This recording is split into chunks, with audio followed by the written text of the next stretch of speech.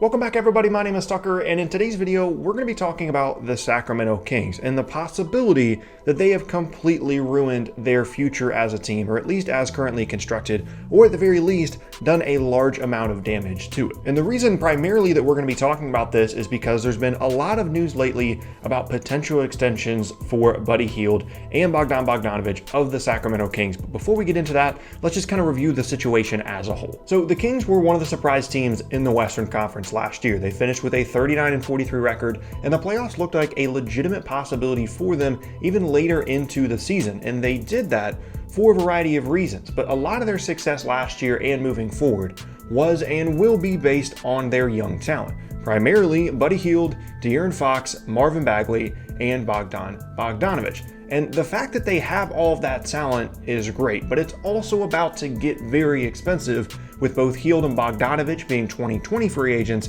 Fox next up in 2021, and Bagley following suit in 2022. And going into the 2019 offseason, that really wasn't going to be that much of an issue for them because they had a ton of flexibility and a ton of cap space going into this previous summer. However, future and financial flexibility for the Kings is now a big question mark as a result of pretty reckless spending in the summer of 2019, handing out contracts to Harrison Barnes, Trevor Ariza, Corey Joseph, and Dwayne Dedmon that just for this upcoming season values at $55 million. And they did that knowing that they have three players that could garner near max deals to retain and Hield, Fox, and Bagley, and another that is talented and interesting as a 2020 restricted free agent in a class that lacks a lot of big free agency targets in Bogdanovic. And so now it appears in the wake of that 2019 spending spree that the Kings are trying to be very frugal with their extension offers to both Hield and Bogdanovic, and neither player has signed a new deal to this point, with Hield specifically becoming very upset with the team recently by what he claims are lowball offers to this point. And the frustrating part about this is that the Kings knew that this was coming. Like, they knew that they had all of these upcoming free agents, especially Hield and Bogdanovic, in the summer of 2020, and decided anyway to go out and hand big money, some of them on a long-term deal, to role players before locking up two of the better parts of their young core. But even with all that said, let's go ahead and take a look and see how this could potentially work out for them in the future with the contracts of these players, assuming that they're going to want to bring back all four of them over the next 3 years. So the first thing to point out here is that without knowing exactly what the salary cap will be years from now, it's best to build new salary numbers for the extensions of these players based off of a percentage of the cap. And players with 0 to 6 years in the league to this point, aka players looking for an extension on their rookie contract, which includes all four of these guys, are eligible for an extension worth up to 25% of the salary cap, which when you look at it at first on paper seems fine. The Kings have four talented young players. The max is only 25% of the cap. You give all four of these guys a max, and then you're at 100% of the cap. You get to retain them all, and then you can just fill out the rest of the roster by going over the cap. But that's not exactly how it works, nor should that be the plan that the Kings should try and follow. Because to me, the only real no-brainer max contract guy in this group right now is De'Aaron Fox. Hield is really good and a near perfect fit next to Fox in the backcourt, but he's nearly 27 years old and likely won't improve much more beyond what he is as a player right now. So he just doesn't have the potential growth thing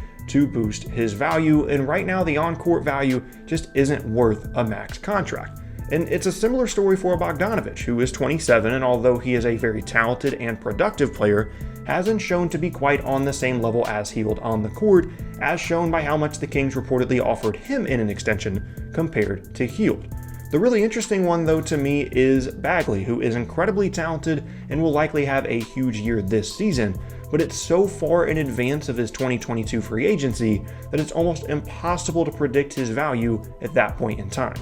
But making this even more complicated, at least in an immediate sense, are the 2019 contracts that they just signed that I mentioned earlier. I already talked about the money that they owe those players for this upcoming season, but beyond that, in 2020 and 21, they owe Barnes, Dedmon, and Joseph over $45 million in guaranteed money, and another $20 to Ariza and Bjelica if they don't buy out their contract, which already, along with the other smaller contracts on the books for that season, puts them at almost $100 million in salary, about $16 million less than the current projected cap for that year, but that's without even accounting for extensions for Hield or Bogdanovic. Now, the way this is structured, it kind of seems like the plan would be to buy out at least one of Ariza or Bagley to create more space to account for the Hield and Bogdanovic extensions, but even then there are issues. Even if they bought out the $20 million owed to those two players and removed them from the roster, if they signed Hield to, say, for example, a 22% extension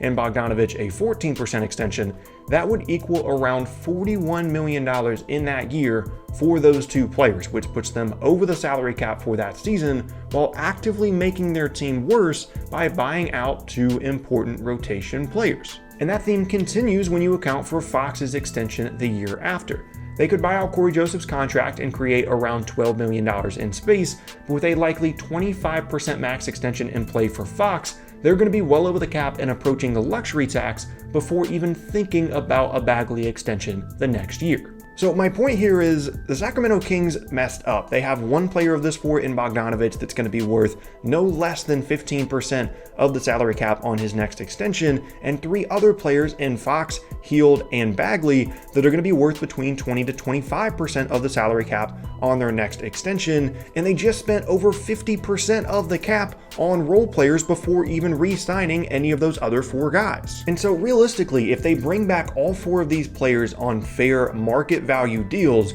they're going to be over the salary cap team for the foreseeable future, which limits their ability to put a quality team around these four players, and a probable luxury tax team from 2021 to 23 until Harrison Barnes' current contract runs out in 2023. Now, you might also say that they'll be fine because the cap will continue to rise, which is true, and maybe that's what they were thinking, but you really can't count on that kind of stuff given some of the recent events in the NBA, and on top of that, these numbers are based off of a percentage of the cap, so the cap going up doesn't really help as much as you might think. Now, on the other hand, yeah, sure, they don't have to pay to keep all of these players, but if they're going to be a good team, which if they're paying this kind of money, you would hope they would be, then they need to keep all four of these guys. And on top of that, they could go ahead and pay and keep all these players, and we still don't know if they'll be any good as a team. The best they've done with this group was last season with 39 wins, which sounds fine when you're an up-and-coming team,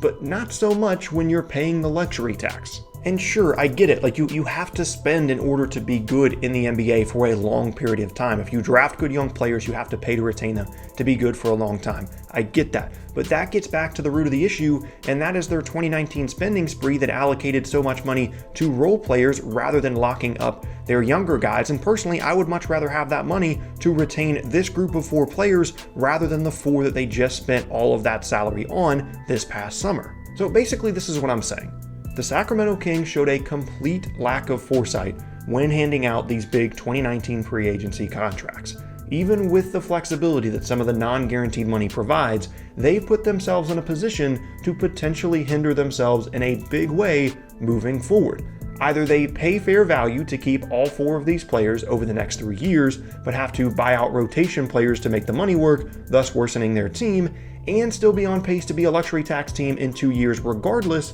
or they let one or two of these players walk to keep the payroll down, thus worsening their team. Now, in my opinion, what they should have done is bring in players on big one-year deals in 2019 free agency, because they certainly had the cap space to spend, and there's nothing wrong with spending it as long as it doesn't hinder their future flexibility. That would have allowed them to put together a competitive team this season while also having a ton of flexible and manageable contracts on the roster that also double as trade pieces should it make sense in December to cash in on their value as expiring contracts, and all of that keeps their payroll clean for the foreseeable future so they can properly evaluate how much their young core is worth moving forward, compensate them fairly, and still have money left over to build up a solid team around them in a sustainable way. Now, I titled this video and opened up with a rather strong statement about how this could possibly ruin the future of the Sacramento Kings, and the point that I'm making there isn't that they're going to be awful. They have good young talent, and so long as they retain it, they should be at least decent to good over the next 4 to 5 years. The problem is, all of this spending completely hinders their ability to be a really good team, and that's something that I thought that they were on pace to do. But now with all these contracts, I'm not sure if that's the case anymore, because it seems like they're going to have to spend at the salary cap and over it just to retain these 4 players over the next couple of years. And then when you add on the contracts that they already have, they're not going to have the ability to add to this team. So basically, this is what the Sacramento Kings are going to be for the next 3 to 4 years if they're going to bring back all 4 of these players. And what they are right now simply isn't going to be the great team that I hope that they would be, because of the lack of flexibility they're going to have to build this team up from a salary cap standpoint. But there you have it. That is going to be the end of today's video, and I thank you all very much for watching. Once again, my name is Tucker. If you missed any of my previous videos, then be sure to check out the boxes on screen. Thanks again, and I'll see you all next time.